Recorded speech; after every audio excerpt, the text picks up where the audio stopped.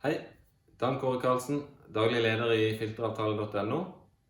Hvis du ser denne videoen, så har du sannsynligvis et ventilasjonsanlegg hjemme hos deg selv, på din arbeidsplass eller på hytta.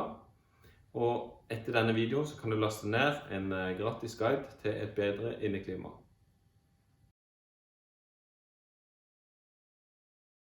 Det vi skal snakke om i dag er hvordan du kan ha kontroll på ditt anlegg når du hadde service sist og når du byttet filter sist. Jeg er jo egentlig veldig tilhenger av å ha ting digitalt, men det viser seg at det kan være greit å ha en lapp på anlegget med en liten linje om hva som er gjort og hvem som har gjort det, og dato. Vi har laget noen veldig enkle servicelapper som du kan klistre på anlegget, enten på innsida av panelet eller bare rett på utsida. Det kan lastes ned via vår side, bare skriv en kommentar hvis du ønsker dette.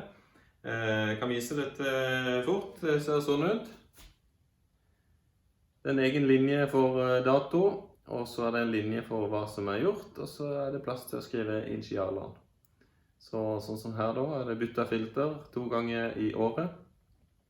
Og i 2021 så var det også gjort en service, kanalrensing.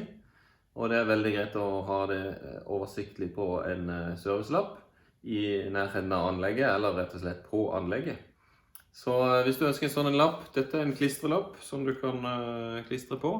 Jeg har jo en digital versjon som du kan printe ut og klistre på. Så bare skriv en kommentar, eller send en mail, hva som helst, så kan du gjerne få en sånn en. Veldig greit å ha. Hvis du likte denne videoen, så gi gjerne en like og abonner på vår kanal. Og har du noen spørsmål, så kom gjerne med de. Send en mail eller skriv i kommentarfeltet, så snakkes vi.